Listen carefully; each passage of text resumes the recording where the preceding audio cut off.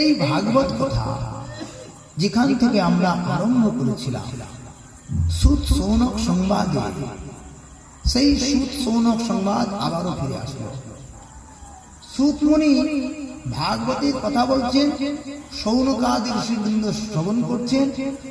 তখন সুত মুনি জিজ্ঞাসা করলেন, তোমরা কি আরো তোমাদের কোনো প্রশ্ন আছে? যে প্রশ্ন তোমরা, যে কথা তোমরা জানতে চাও? তখন সেই সৌনকাদি ঋষিবৃন্দ বললেন, আচ্ছা, এই মার্কণ্ড মুনির কথা আমরা শুনেছি।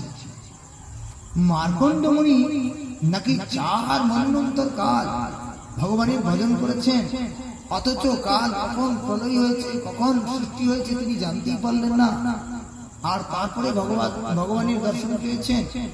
তো ওই লীলা আমরা শুনতে চাই। তখন সেই সুত মুনি এই মার্কণ্ড ঋষির চরিত্র শোনালেন। মার্কণ্ড ঋষি 4 মন্বন্তর কাল ভগবানের ভজন করেছেন, চিন্তন করেছেন, যজ্ঞকুণ্ডে আহুতি দিয়েছেন ভগবান নামের। একদিন এসে ভগবান তার নয়ন গোচর হয়েছে। সুন্দর ত্রিভুবন কমনীয় সেই রূপকে নিয়ে তিনি তার দানের সামনে দণ্ডায়মান হয়েছেন, দিব্য প্রকাশে প্রকাশযুক্ত হয়েছে। সেই আশ্রমটি, সেই স্থানটি দিব্য সৌরভে সৌরভান্বিত হয়ে গেল। দিব্য বনমালা ধারণ করে, দিব্য মুকুট ধারণ করে, আর সেই বনমালার মধ্যে ভ্রমরেরা গুঞ্জার করছেন। পীত বস্ত্র ধারণ করে, বিশাল বক্ষদেশ, ক্ষীণ কটিদেশ, কটিদেশে মেখলা বাঁধা, আর এইভাবে ভগবান আবির্ভূত হয়েছেন। সেইখানে মার্কণ্ড ঋষি ভগবানকে যেন বলছেন, প্রভু, আপনার ভজন করে আর কোনো কিছু অভাব তো হয়নি, কোনো কিছু বুঝতেও পারিনি, কোনো কিছু জানতেও চাইনি, কোনো কিছু আমার চাওয়া পাওয়াও নাই। তবে আমি শুনেছি নাকি আপনার মায়া বড় প্রবল। তো আপনার মায়া কিভাবে প্রবল তা তো আমি বুঝলাম না। হে ভক্তবৎসল, হে করুণা সিন্ধু, আপনার মায়াকে আমি দেখতে চাই। ভগবান হাসলেন, বেশ তাই হয়। মার্কণ্ড ঋষি ওই যজ্ঞকুণ্ডে ঘিয়ের আহুতি দিলেন। যে ঘিয়ের আহুতি এতদিন জ্বলে এসেছে, আজকে জ্বলল না। দ্বিতীয়বার আহুতি দিয়েছেন, দেখলেন যে সমস্ত পৃথিবী, সমস্ত প্রকৃতি, পৃথিবী লোক, সুতল, অতল, তল, বিতল, মহাতল, এই সবগুলো জল জল জল। আর উপরে পৃথিবী এবং যেমন স্বর্লোক, অপলোক, জনলোক, মহল্লোক, সত্যলোক, এই সব এগুলো সব জল জল, কেউ বেঁচে।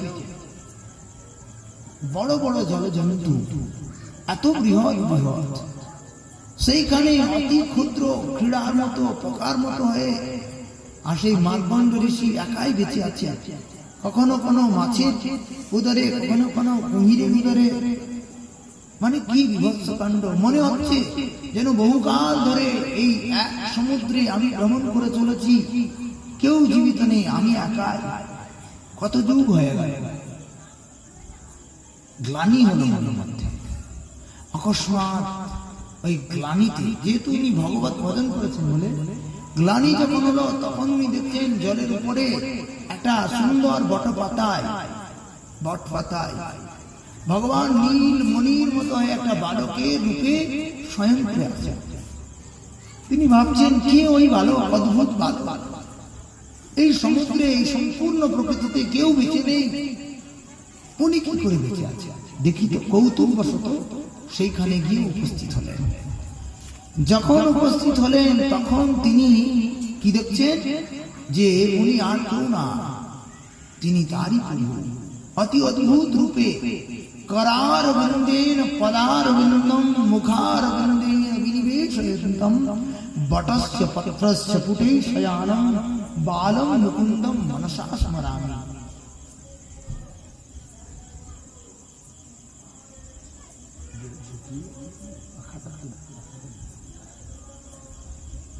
তো দেখলেন নীল মণির মতো বালক বিশাল এক বটপত্রে তিনি শয়ন করে আছেন, আর দুই হাতে উনি ওনার চরণ কমলকে ধারণ করেছেন, আর সেই চরণ কমলকে মুখের কাছে নিয়ে এসেছেন, আর তার চরণের অঙ্গুষ্ঠটাকে তিনি চোষণ করছেন। ভগবান মনে করছেন যে আমার চরণে কি এমন আছে যে সমস্ত ভক্তগণ ওইখানে পরম সুখ লাভ করে।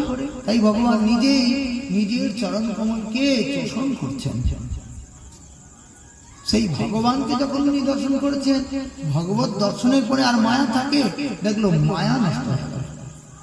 উনি ওনার আশ্রমে যথাবৎ যেমন ভাবে বসেছিলেন তেমন ভাবেই বসে আছেন। আহুতি দিয়েছেন, আহুতি দাউ দাউ করে জ্বলছে। আবারও আহুতি দিলেন, জ্বলল না। আবারও আহুতি দিলেন, আবারও জল জল। ঠিক একই ভাবে মনে হলো বহুকাল ধরে এই এক সমুদ্রে আমি ভ্রমণ করে চলেছি, এখান থেকে সেখানে জলের স্রোতে এপাশ থেকে সেপাশে ভেসেই চলেছি, ভেসেই চলেছি। তখন ওনার মনে হলো এই হলো মায়া। আর তখন উনি মনে করছেন ওই যে ভগবত ভজন করবার সংস্কার, তখন ওনার মনে হলো প্রভু আর ভালো লাগছে না। অকস্মাৎ আবার সেই আশ্রমে দেখলেন যে প্রভু ওনার নেত্রগত রয়েছেন, সেই প্রভুই ওনার সামনে দণ্ডায়মান। প্রভুকে প্রণাম করলেন, বললেন প্রভু আমি আর এই মায়া দর্শন করতে চাই না, আমি জেনে গেলাম মায়া স্বরূপ। প্রভু আপনার চরণে যাতে আমার অহেতুকি আর অক্ষুণ্ণ ভক্তি থাকে, তার জন্য আপনি আমায় আশীর্বাদ করুন, করুণা করুন। ভগবান তাকে আশীর্বাদ করেছেন, করুণা করেছেন। এই হলো মার্কণ্ড ঋষির চরিত্র। তারপরে ভগবান